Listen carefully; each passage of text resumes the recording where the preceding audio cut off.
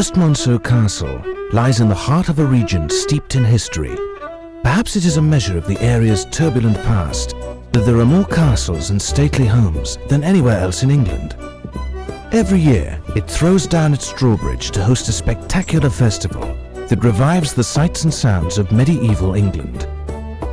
We have everything from the best of times and the worst of times of the medieval period.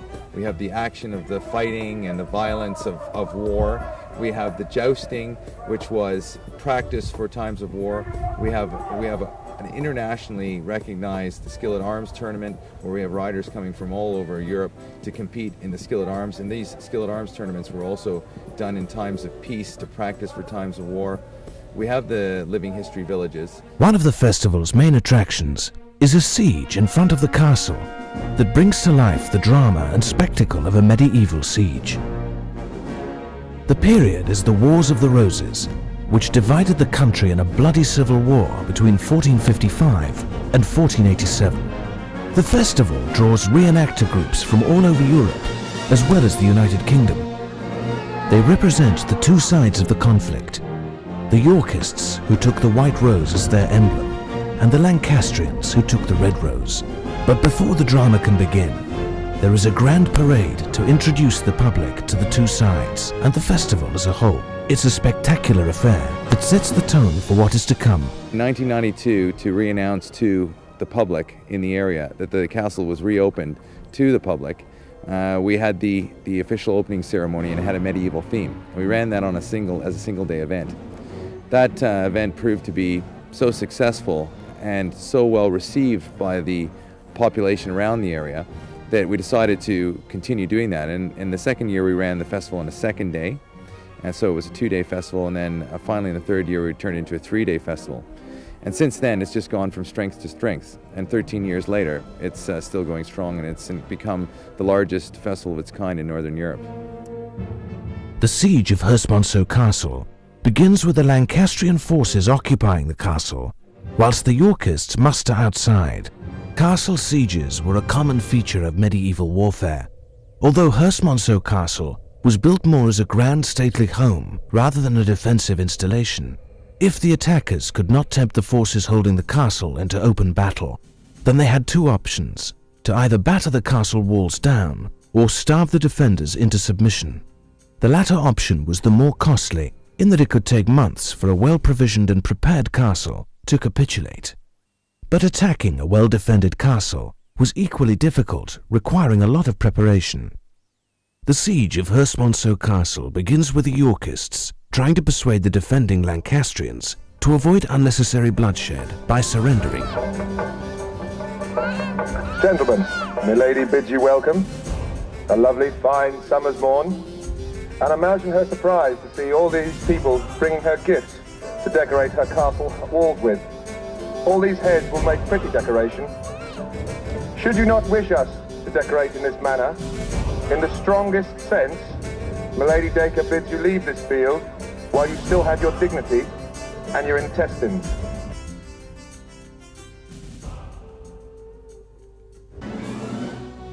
One of the most feared siege weapons was the trebuchet. This catapult could hurl a rock weighing up to 250 pounds at speeds approaching 100 miles per hour. The force was enough to reduce sections of castle wall to rubble. Siege weapons, like the trebuchet, enabled attackers to begin their assault of the castle from a safe distance. But ultimately, the castle had to be occupied, and that meant attack by foot soldiers. During the 15th century, victory on the battlefield still relied largely on hand-to-hand combat to carry the day, just as it had done for thousands of years.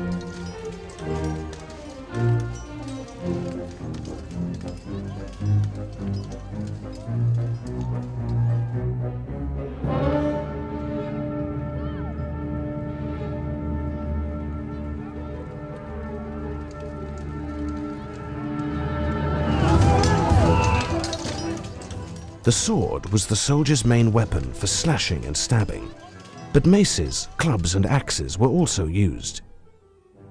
At the beginning of the Middle Ages, swords were primarily designed for cutting and slashing, leaving one hand free to carry a shield. But with improvements in armor, swords were given sharpened tips so that they could be used for stabbing as well. Swords were often wielded using two hands, giving the soldier extra power. Sharp enough to cut through chain mail and bone, some were given serrated edges for even better cutting power.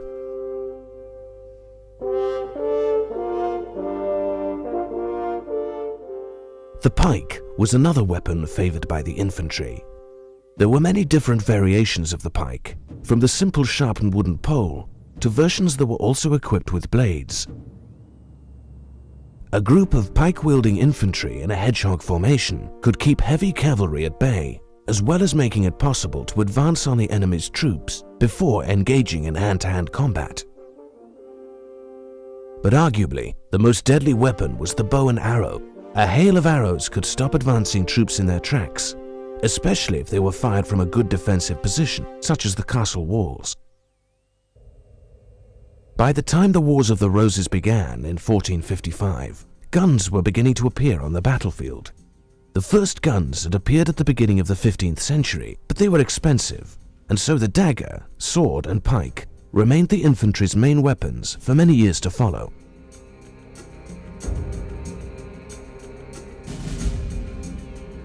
The siege of Herstmonceux Castle soon breaks down into a series of skirmishes. The heat of a particularly warm summer's day means that the heavily armored troops from both sides have to break off to take on water. By the time of the Wars of the Roses, soldiers wore increasingly heavier plate armor instead of the lighter chain mail, which was made using interlocking metal rings. Even though people lived more physical lives, the weight of plate armor meant that sustained periods of combat were all but impossible.